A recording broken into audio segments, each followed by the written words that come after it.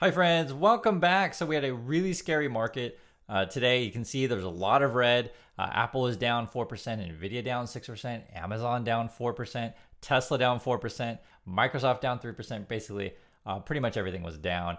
And you probably know this looking at your portfolio. It felt like there was a fire everywhere. And this was the headlines. S&P 500 falls 3% in biggest one-day drop since September 2022. The earlier numbers were like, this is the worst day since 2020 kind of stuff, but we're teetering between one of those two. Also, you have this. U.S. stocks finished sharply lower to close out global market rout. There's a couple key charts to take a look at. The VIX really spiked up, so we're going to have a lot of volatility going forward. And so this week just started. Moreover, if you follow the channel, we last a couple of videos ago, we talked about what's going on in Asia. So this is Japan. Basically, their market just fell off a cliff. They had to even halt trading. It was the same here in Korea. They actually halted trading as well. It's actually really scary when that happens. And unfortunately, so, in Asia, they halt trading because like if things go down too much. But unfortunately, it's different in USA where they don't necessarily halt trading. They just make it so you can't trade. This was the headlines. And I'm sure a lot of you experience this. It says online trading platforms down for thousands, Down Detector shows. A retail brokers hit by outage during U.S. stock sell-off. And it was multiple ones. You guys can let me know if you had this experience, but they were saying here Schwab, Fidelity, E-Trade. I think Vanguard was named also. I was reading as well. You can see that. And this was actually interesting. This was a message from Charles Schwab. Two people. It says, due to a technical issue, some clients may have difficulty logging into Schwab platforms. Please accept our apologies as our teams work to resolve the issue as quickly as possible. Hold times may be longer than usual because what happens is if your brokerage doesn't work online, you can actually call in and do that over the phone. Some people may not know that, but it was multiple. And this was the replies, actually. This is 6 hours ago. Customers were unhappy. So this person says, we don't accept your apologies. You are literally losing me money. This damages in a legal sense and expect a class action lawsuit. Ouch. Another person says, on all the days you can't log in, market's down 5%. And can't log in. This is borderline kidnapping. I'm down thousands, but can't log in. Charles Schwab is looking very suspicious today. Either way, I'm done with this broker. Hashtag second-rate broker. Another person, this tweet is not adequate. And I was replying to the Charles Schwab tweet here. This tweet is not adequate compensation for the P&L I was unable to realize because I couldn't trade. When is that coming? They want some compensation. I don't accept your apology. I want compensation. Another one, acquired too many companies and can't handle your customers. This is a joke. And guys, I want to mention this. Have more than one account, right? Have more than one brokerage, have more than one bank account because you have insurance limits, right?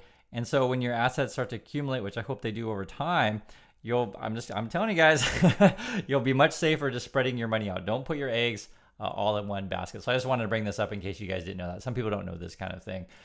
It actually could have gotten a lot worse today than it was.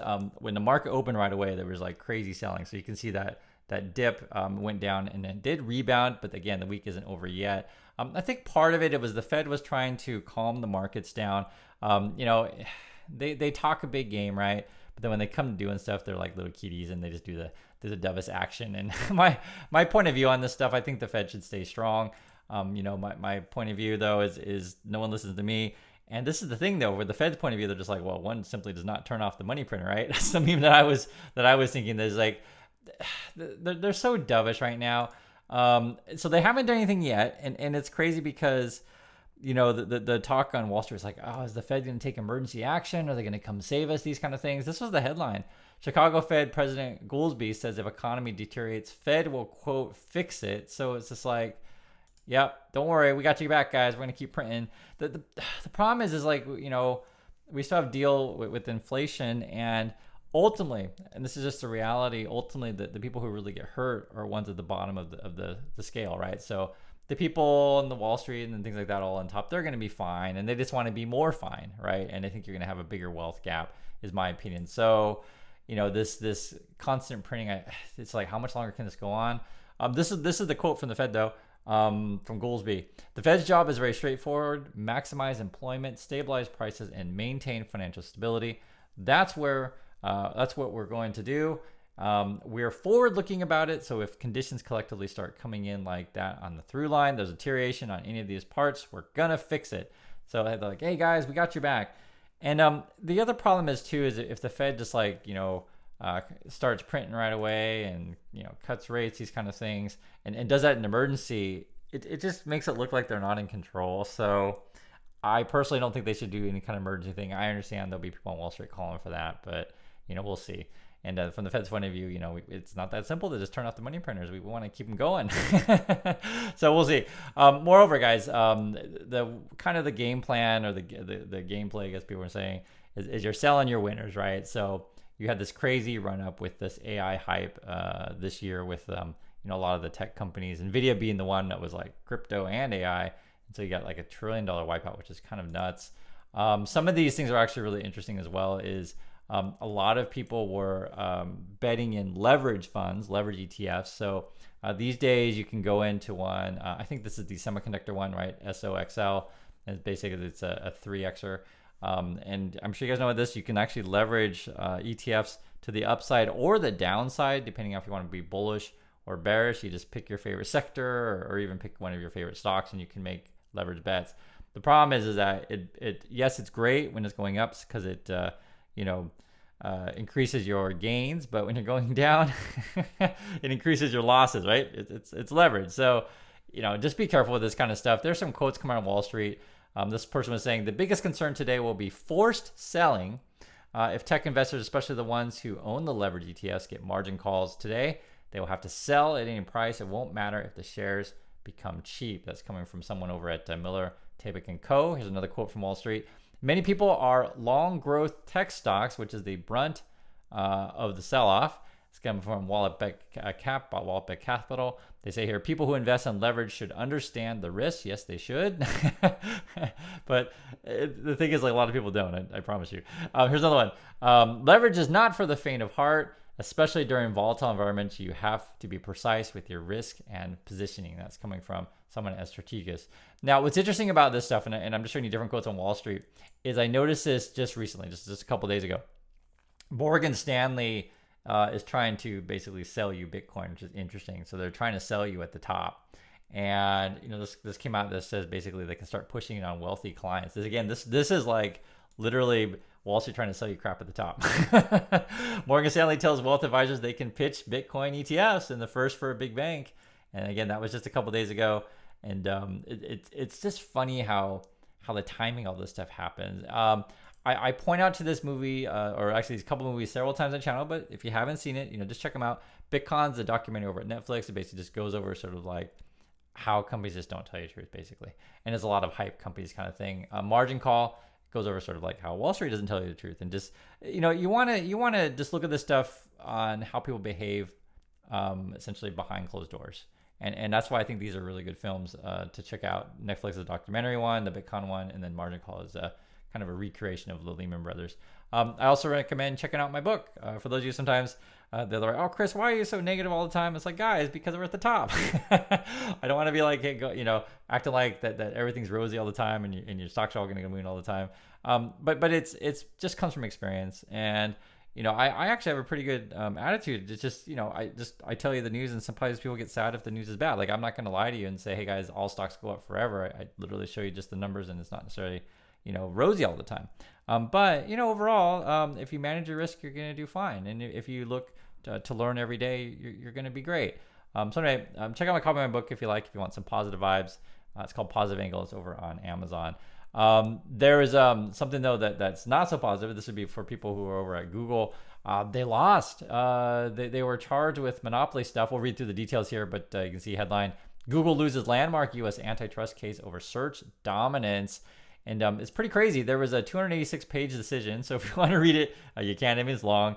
We'll go over just the gist of it. But essentially, they were made deals with, like, I think it was Apple and Android to select Google as being your default browser, right? Or default, not browser, but default search engine in your browser. That's what I should say. And basically, it hurts the business of other companies because a lot of people never change their default. And so if you're in default already on the phone, right? You just it's a monopoly. and you're paying, I think they said 26 billion. Yeah, 26 billion in 2021 to have this thing. We'll read a few details here. It says the ruling marks the first anti-monopoly decision against a tech company in decades. So that right there just tells me like we've gone way overboard into not enforcing, our laws. And I'm a huge fan of Lena Khan over at the FTC. I've told you guys this about before. You can find my video on that. Yeah, this is the quote here. Google is a monopolist, and it acted as one to maintain its monopoly. It also says here the Department of Justice and its bipartisan group of attorneys from 38 states and territories, led by Colorado and Nebraska, filed similar but separate antitrust suits against Google in 2020. So that was like 4 years ago, and then now 2024. We also have this. This is some quotes here from Merrick Garland, Attorney General. He calls it a historic win for the American people, and no company, no matter how large or influential, is above the law. The Justice Department will continue to vigorously enforce our antitrust laws. I think right now, too, they're looking into the practices of Amazon, the practices of NVIDIA, Meta, and Apple. So they're probably going after other big tech. For those of you, who follow this stuff, Ticketmaster is another one that they're going to be going after. I'm trying to think if there's any other big ones lately, but it's this kind of stuff, right? And if anyone who follows stuff, you'll know Ticketmaster's got a monopoly. They totally do. Or actually, it's not called Ticketmaster. I think the actual company is Live Nation. I always think of it as Ticketmaster, but I think it even makes it worse, right? Live Nation it's even bigger than Ticketmaster. And when you talk about like shady stuff, you got to bring up Tesla. Now, it's actually really interesting. So Tesla dipped under 200. So right now, it's trading around 197, something like that. And if you're looking for entertainment, I've got it. What are the pumpers over at Tesla Land saying? The stock promoters, stock pumpers. So this is the stuff they say. And I just want to show it to you. It's hilarious. Teslanomics says a 1 million paper loss doesn't even feel like a scratch to me anymore. I guess a hashtag or star or $sign TSLA. That's ticker. That's probably how you say it. Ticker Tesla. And this is the kind of stuff to where, are these people for real? And that's the question I pose to you. I have no idea what this person looks like. I don't think this person ever showed their face, but this is the kind of nonsense that you see on social media. And I don't trust any of these people because regular people don't talk like this. That's like, are these people for real? Here's another person. I'm down about 300K from a few weeks ago. I've held from $400 to $100, and this is a walk in the park. Almost humorous to see the speculators losing their shirts, to be honest. I hope it goes to 150-ish so my partner can get in and pick up a hefty wad. Another person says, I bought a lot of Tesla. I ain't going nowhere, right? It's like, are these people for real? And remember, this is Elon Musk's platform. He owns it. So, who knows if these people are real. We're going to hold and buy the Tesla dip. I need your problems then. This person's, referring to the, I lost a million, but I'm okay.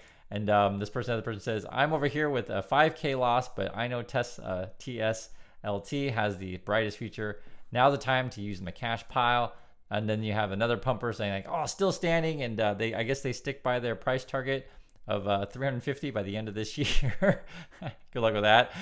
And moreover, another person, 350 is just a starting point. Amen. I stand by my 351 prediction. So again, guys, don't necessarily believe everything you see on these kind of social medias in pumper land. I think a lot of these are all posers or cappers, or whatever word you want to say. And then you have other people saying, "Oh, I'm going out and buy my Tesla right now. I'm going to pick it up soon." I was like, "Oh yeah, I'm gonna buy a Tesla soon too." Who knows? My point of view on this stuff is guys. One is learn that there are other vehicles out there other than Tesla. We made a video on that. We went to the auto show. We looked at some BMWs. We looked at some Genesis, some other cars, etc. Just take a look at that. It's fun. And then the other thing I want to say is this: have a safety net.